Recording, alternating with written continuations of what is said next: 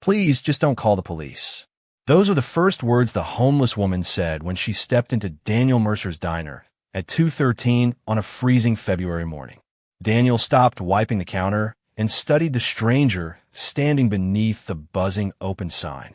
She looked about 36, with pale skin, tangled blonde hair, and blue eyes made heavier by exhaustion.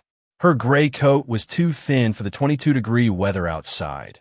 One sleeve tore near the elbow, and melted snow darkened the worn sneakers on her feet. Yet something about her didn't fit. Her posture was straight despite her exhaustion, her voice careful and educated, and when she glanced around the nearly empty diner, she seemed less afraid of being homeless than of being recognized. Daniel was 41, a white American single father who had owned Mercer's Diner in Harrisburg, Pennsylvania, since before his wife died 4 years earlier.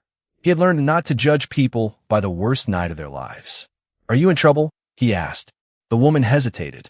"I just need somewhere warm until morning." Daniel looked through the front windows. Snow swept across the parking lot, covering the faded lines beneath a fresh white layer. The nearest shelter was already full. He knew because he had called earlier for another customer. "Coffee?" he asked. She touched her coat pocket. "I have $3. Keep it." Daniel poured a steaming cup and set it beside a plate with scrambled eggs and toast. The woman stared at the food. "I can't pay for that." "Then you can wipe down the counter tomorrow." For the first time, her guarded expression softened. "My name is Evie." "Daniel." A sleepy voice came from the hallway behind the kitchen. "Dad." Sophie Mercer appeared wearing pink pajamas beneath Daniel's oversized Penn State sweatshirt. At 9, she had inherited her mother's brown eyes and her father's habit of asking questions immediately. Daniel explained that Evie needed somewhere safe to stay until daylight. Sophie disappeared into the back room and returned carrying a folded blanket. "The booth by the window is the warmest," she said. Evie accepted it with both hands. "Thank you." "Sophie." Daniel noticed she remembered the name after hearing it once. He also noticed her hands. They were cold, but there were no deep cracks or calluses he expected from someone who had spent weeks outdoors. He said nothing. By 3 a.m., Sophie was asleep again in Daniel's small office, and Evie lay beneath the blanket in the last booth. Daniel locked the diner doors, checked the windows, and left one light glowing above the counter. Before settling into a chair near the office, he glanced toward Evie. She appeared asleep. Then he heard a faint vibration. Evie's eyes opened instantly. She reached inside the lining of her torn coat and pulled out a slim black phone Daniel had never seen before. Its screen illuminated her face for only a second. 12 missed calls. Evie silenced it without answering and slipped it away. Daniel pretended not to notice. Outside, the snowfall began easing.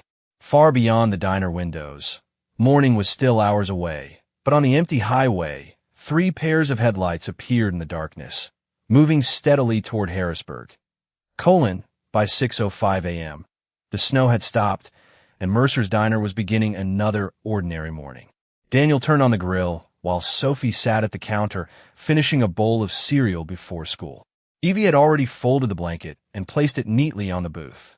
"You don't have to work for breakfast," Daniel told her when he found her tying on a spare blue apron. "I know," she said. "That's why I want to." Daniel handed her a clean towel. "Tables first. Coffee second. Never let Earl's cup get empty unless you want a 20-minute speech about customer service." Sophie giggled. "He really will." At 6:20, the first regulars arrived, bringing cold air, work boots, and complaints about the roads. Evie moved carefully at first, but within half an hour she had memorized who wanted cream, who preferred decaf, and which customer always ordered 2 eggs over medium. Daniel watched from the grill. She learned too quickly. More strangely, she treated every person with the polished confidence of someone accustomed to rooms where mistakes mattered. When Sophie left for school, Evie stood at the window watching the yellow bus disappear. "She's a good kid," she said. "She had to grow up a little faster than I wanted." Evie looked at Daniel. "And you? Parents don't get that option." She smiled faintly, but her expression changed when a delivery truck pulled into the parking lot.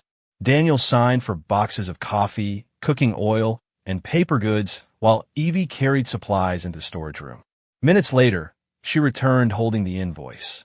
Daniel, how long have you been paying this fuel surcharge? What surcharge? She pointed to a line near the bottom. 14%. Daniel shrugged. Supplier said transportation costs went up. Evie scanned the page again. Your contract caps variable delivery fees at 5% unless diesel averages above the specified threshold for 30 consecutive days. Daniel stared at her. You got all that from one page? Evie froze. I'm good with paperwork. Apparently. She handed back the invoice, but Daniel didn't move. Most people who walk in here at 2 in the morning with $3 don't read vendor contracts like attorneys. Her eyes lowered. I wasn't always sleeping in diners. Daniel sensed the boundary and respected it. Fair enough. Before lunch, he called the supplier. After 15 minutes and 2 transfers, the company admitted an accounting error and credited his account $386. Daniel hung up and looked toward Evie. You just saved me almost $400. You saved me from freezing last night. That wasn't a transaction.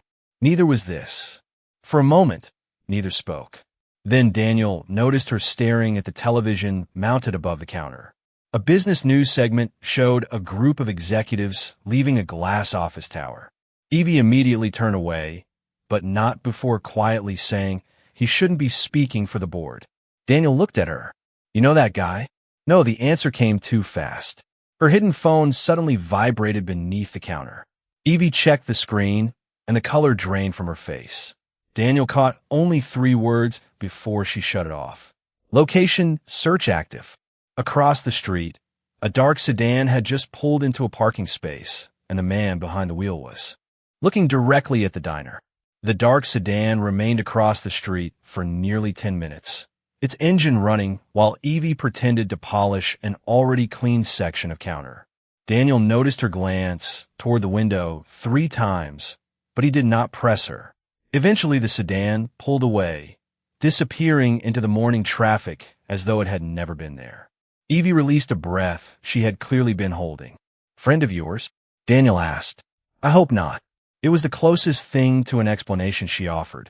By noon, the diner filled with construction workers, nurses coming off overnight shifts, and state employees escaping their offices for lunch.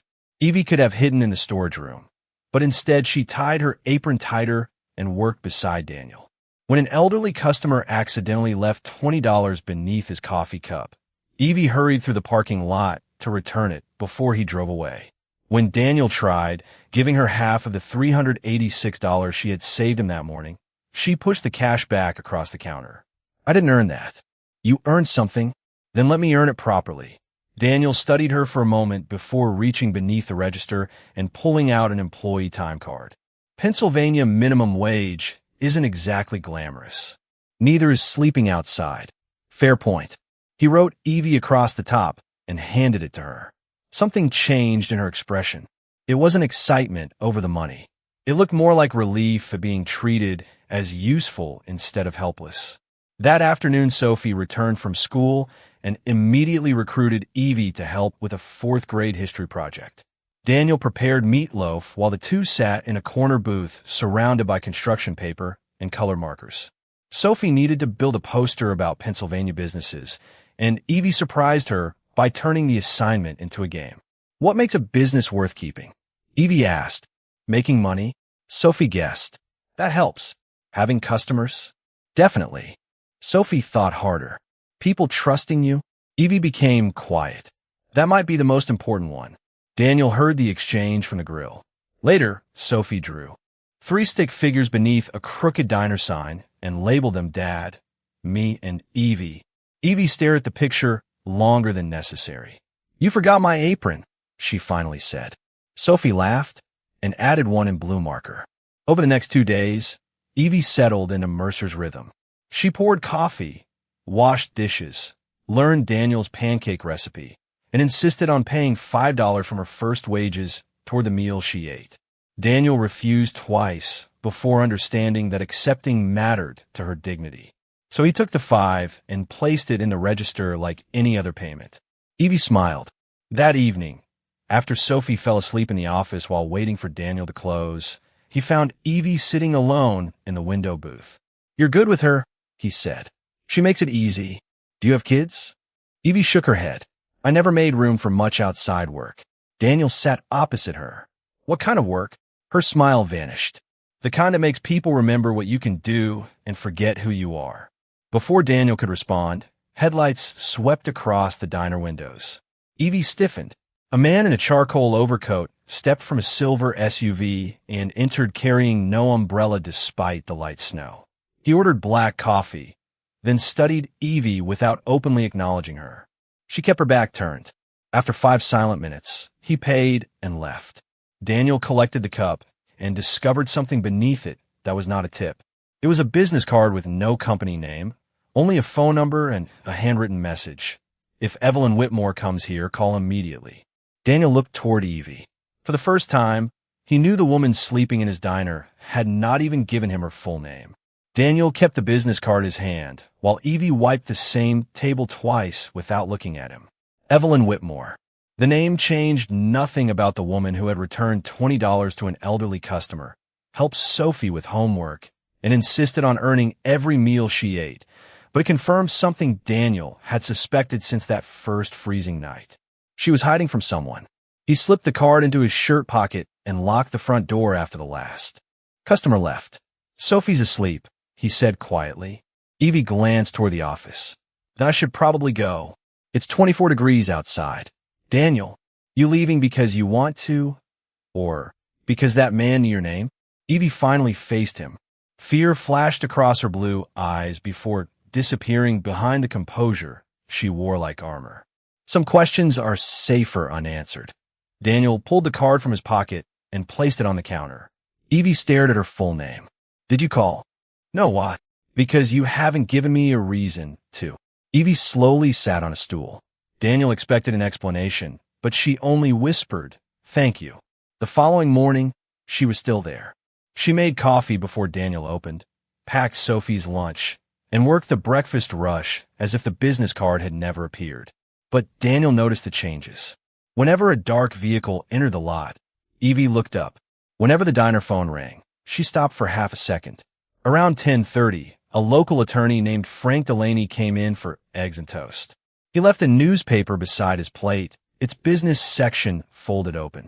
Evie glanced at one photograph and immediately turned the page face down. Daniel caught only the image of a glass office tower and the words leadership uncertainty before she moved away. Later, while reorganizing receipts in the back office, Evie discovered Daniel's lease renewal notice.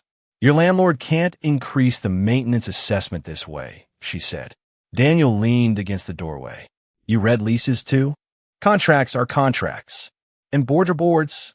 Evie's hands stopped moving. Daniel continued gently. You knew that executive on television. You knew my supplier agreement better than I did. Someone is searching for Evelyn Whitmore, and you react every time a black car slows outside. Evie folded the notice carefully. I never meant to bring trouble here. That isn't what I asked. Before she could answer, the bell above the diner door rang. A tall white man in his 50s entered wearing a navy overcoat and carrying a photograph. Evie saw him from the office doorway and immediately stepped backward into the pantry. The man approached Daniel. I'm looking for this woman. The photograph showed Evie dressed nothing like the woman Daniel knew. Her blonde hair was perfectly styled, her coat elegant, her expression confident as she stepped from what appeared to be a private event. Have you seen her? The stranger asked.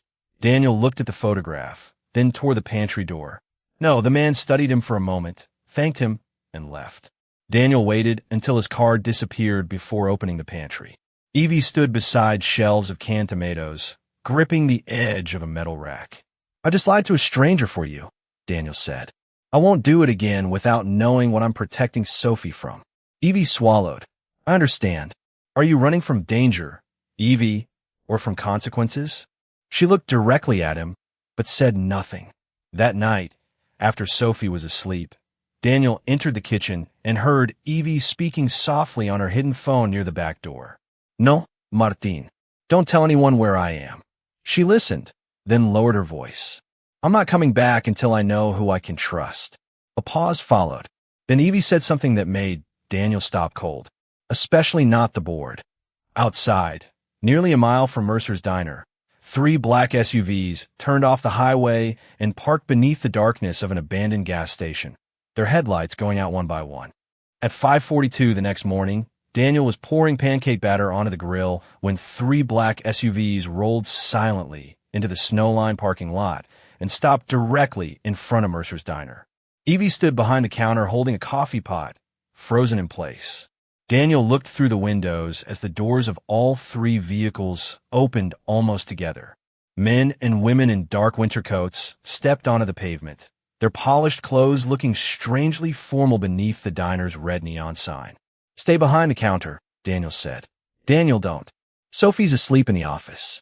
Nobody comes through that door unless I know why." He unlocked the entrance and stepped outside into the 20-degree air. A gray-haired man approached slowly with both hands visible. "Daniel Mercer?" "Who's asking?" "Martin Caldwell." The name caught Daniel immediately. Martin was the person Evie had called the night before. "We're looking for Evelyn Whitmore. She doesn't want to see anyone."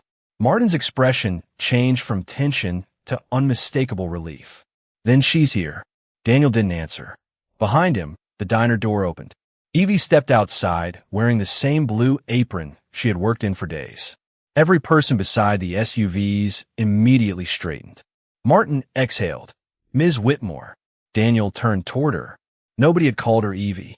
Nobody treated her like a missing homeless woman. They treated her like the most important person in the parking lot. "You shouldn't have come," she said. "We had no choice," Martin replied. "The board meets tomorrow. They're preparing to approve the Halcyon acquisition without you." Evie's expression hardened with an authority Daniel had never seen. "They cannot approve it without my authorization. They claim your disappearance constitutes incapacity." "Convenient." Daniel stared between them. "Would somebody tell me what's happening?" Martin looked surprised. Evie answered first. "My name is Evelyn Whitmore. I'm chairwoman and CEO of Whitmore Continental Logistics." Daniel knew the company. Nearly everyone did. Its trucks crossed highways nationwide. Its distribution centers employed thousands. And Evelyn Whitmore had inherited part of the business before building it into a multi-billion-dollar corporation. The woman who had counted $3 before accepting coffee in his diner was a billionaire. Daniel looked at the torn coat, the worn sneakers, then at the three SUVs. "You're not homeless. Not financially." Her voice softened. "But I needed people to believe I had disappeared." Martin glanced toward the others. "Perhaps we should discuss this privately." Inside, Daniel locked the door until opening time while Sophie continued sleeping. Evie sat in the same booth where she had spent her first night. "3 weeks ago, I found irregularities tied to the Halcyon deal," she explained. "Contracts were being altered before they reached me. People I trusted were feeding information to someone trying to force the acquisition through." "So you ran?" Daniel asked. "I stepped away without telling the board where I was going. I needed to learn who would move against the company when they thought I wasn't watching." "And the coat?" "I left my car and wallet with someone I trust. I intended to disappear for one night. Then the storm came, my backup ride failed, and I ended up here." Daniel remembered her first request. "Why tell me not to call the police?" "Because a missing person report would have revealed my location before I knew who had access to it." Martin placed a folder on the table. "Your absence worked. Someone made their move." Evie opened it, and whatever she read erased the last trace of uncertainty from her face. She looked toward Daniel, then toward the office where Sophie slept. "I have to go back." Daniel nodded slowly. "Then go finish what you started." Evie stood, but before leaving, she removed the blue apron, folded it carefully, and placed it beside the untouched coffee.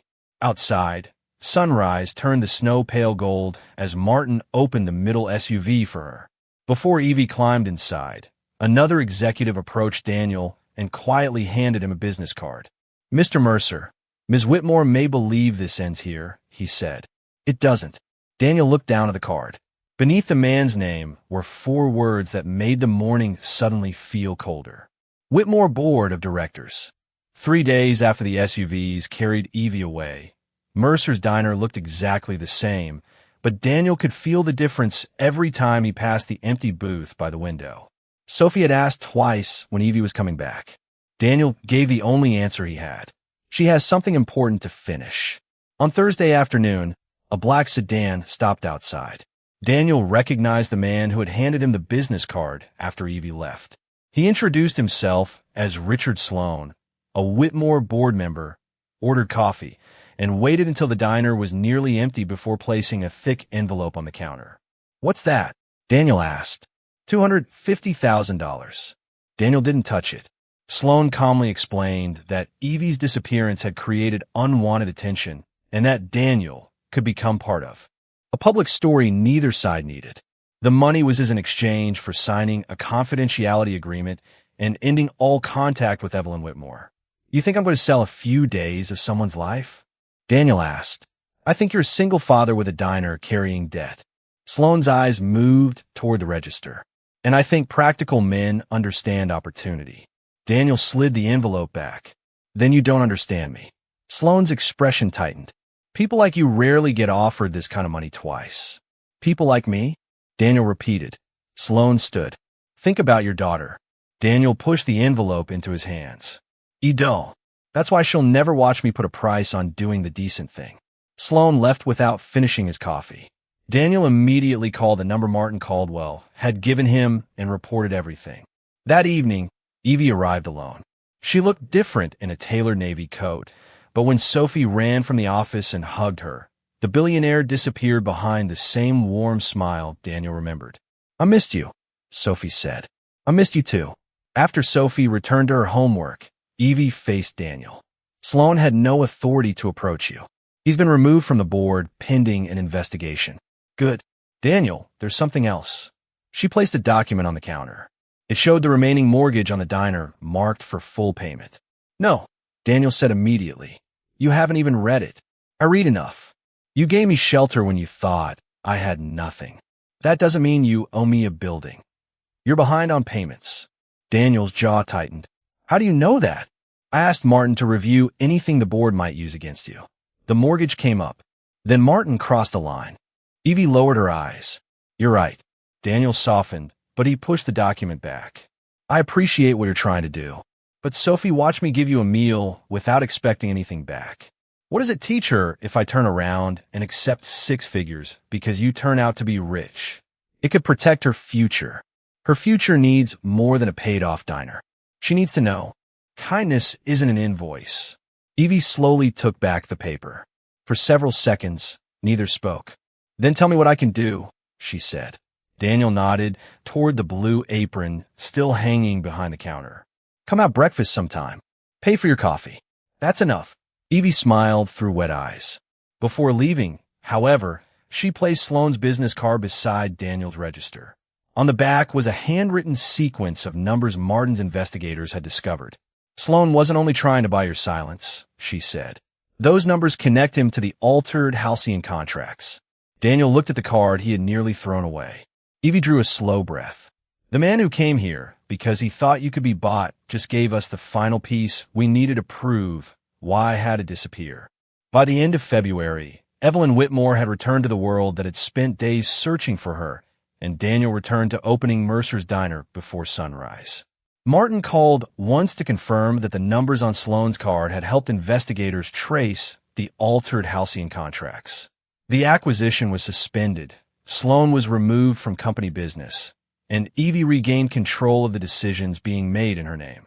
Daniel was glad she was safe. He was also surprised by how little that knowledge filled the empty space she had left behind. Sophie still sometimes set 3 napkins beside the plates when Daniel made dinner in the diner kitchen. Each time she noticed, she quietly returned one to the holder. Daniel never mentioned it. Evie called twice during the first week. The conversations were warm but short, interrupted by meetings, attorneys, and responsibilities waiting hundreds of miles beyond Harrisburg. Then the calls stopped. Daniel understood. She belonged to a world of private offices and decisions affecting thousands of employees. He belonged behind a counter where Earl complained about coffee temperatures and Sophie finished multiplication worksheets between customers. But understanding something did not make it painless. March brought another problem. Daniel's landlord notified him that the diner's lease would not be renewed under the existing terms.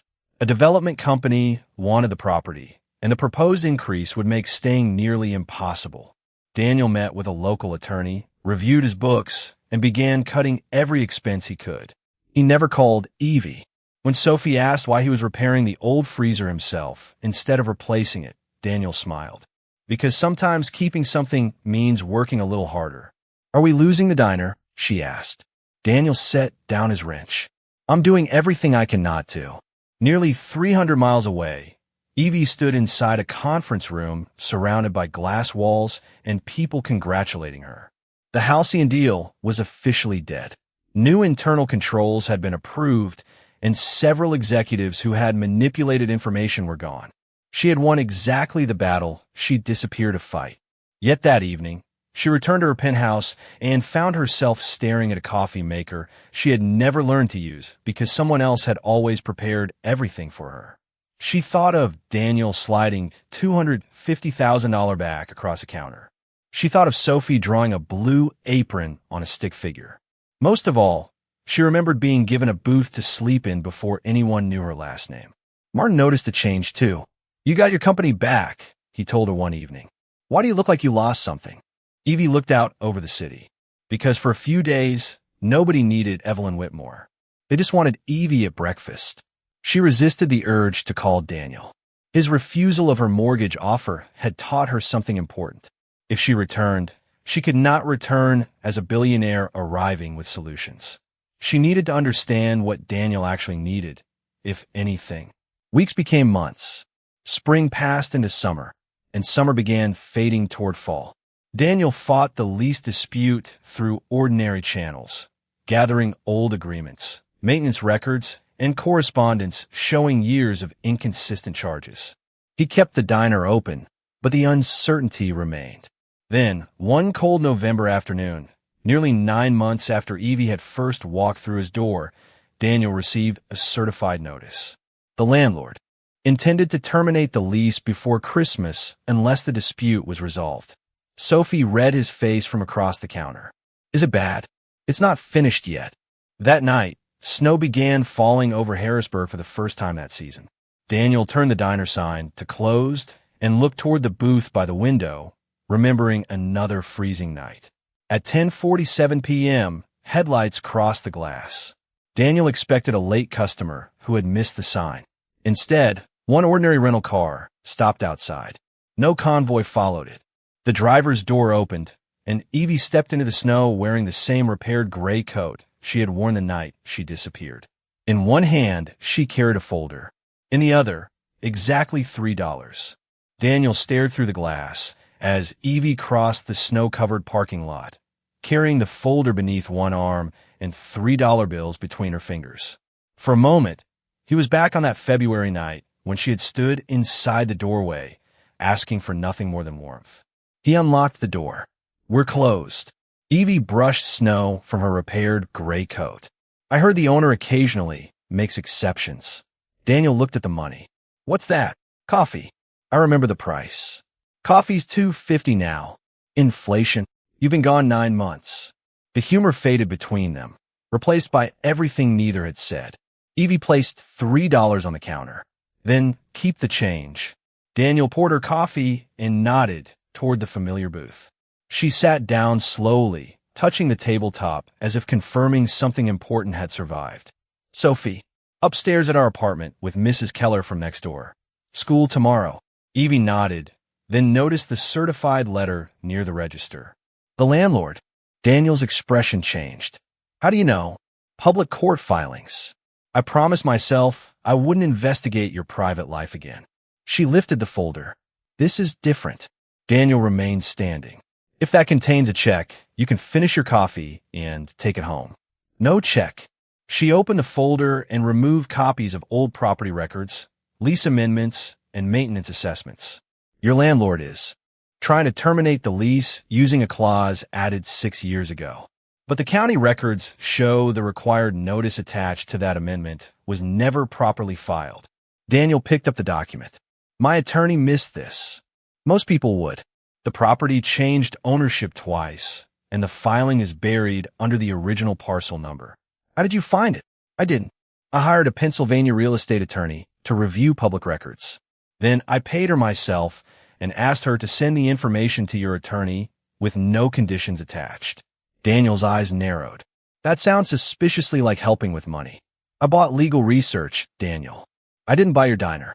He almost smiled. There's a difference? A very important one. You still have to fight your case. You still decide what happens next. I'm just handing you information the other side hoped you'd never find. Daniel studied the records for several minutes.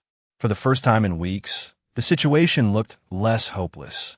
Why come all this way instead of mailing it? Evie wrapped both hands around her coffee. Because the folder wasn't the only reason. Silence settled over the diner. I spent 9 months proving people around me had lied because they wanted control of something valuable, she said. Then I realized the only place where nobody wanted anything from me was the place where I arrived with nothing. Daniel sat across from her. You didn't have nothing. You didn't know that.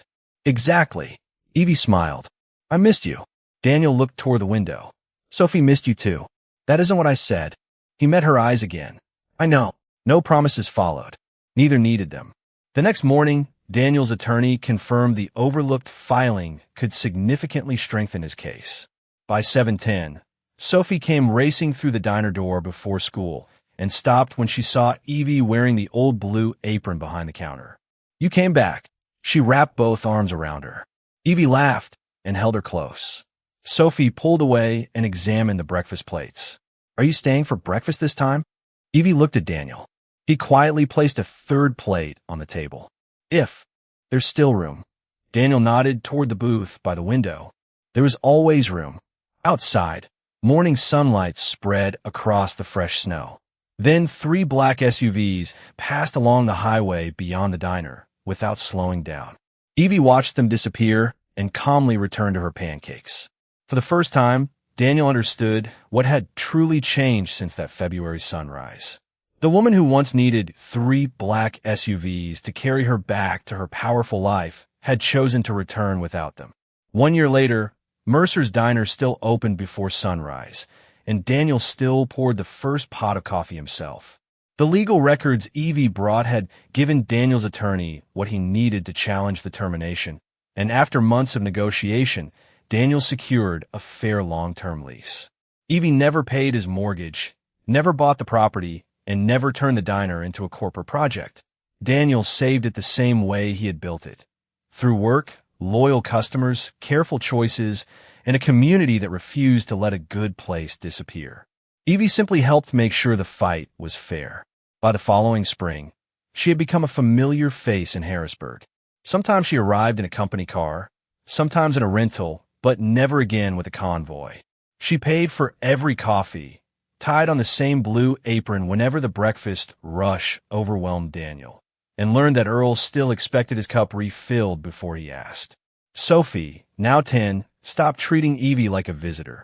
She saved her a seat at school events, asked for help with homework, and once corrected a television reporter who called Evelyn Whitmore one of America's most powerful businesswomen. Her name is Evie, Sophie said. Daniel and Evie never rushed whatever was growing between them. There were quiet dinners after closing, Saturday walks along the Susquehanna River, and conversations about Daniel's late wife that Evie never treated as competition with the past.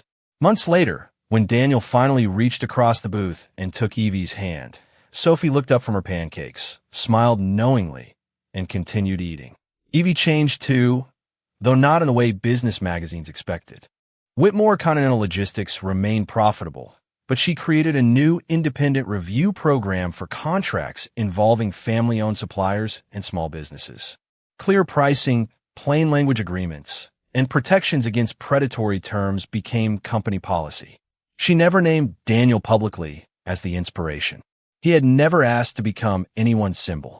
But inside her private office, she kept a framed copy of the original $3 diner receipt. Richard Sloan and the executives connected to the altered halcyon contracts became part of the company's past, while stronger oversight made certain no single circle of powerful people could manipulate major decisions so easily again. On the first anniversary of the winter morning, when 3 black SUVs had filled the parking lot, Evie arrived before dawn. Daniel was already at the grill, and Sophie was decorating a paper snowflake for the diner window. The booth where Evie had once slept remained exactly where it had always been. Daniel had replaced nearly every cracked seat in the diner except that one. "You know that booth is terrible for business," Evie teased. "Vinyl's worn out. Still works. The table wobbles. Character." Evie laughed and slid into the seat. Daniel brought her coffee. She placed $3 beside the cup. "You know it costs more than that now. I'm honoring tradition." Sophie climbed into the booth beside her. "Dad says you were homeless when you first came here." Evie looked toward Daniel, then back at Sophie. "For one night, I didn't know where I belonged. And now," Evie's eyes moved around the little diner, then settled on Daniel. "Now I do." Outside, sunrise spread gold across the Pennsylvania sky as commuters began filling the highway. Expensive cars passed old pickup trucks, executives hurried toward offices, and ordinary families began ordinary days. Inside Mercer's diner, none of those differences mattered very much. A single father had once opened his door to a woman because she was cold, not because she was wealthy. A billionaire had discovered that dignity could not be purchased, only practiced. And a little girl had watched two adults prove that kindness did not make people indebted to each other. Sometimes it simply gave them enough safety to become themselves again. Daniel reached across the table and took Evie's hand. Beyond the window, 3 black SUVs could have arrived that morning and changed nothing. The secret was gone, the mystery was over, and wealth had finally been reduced to what it should have been all along. Something a person possessed, never a measure of what that person was worth.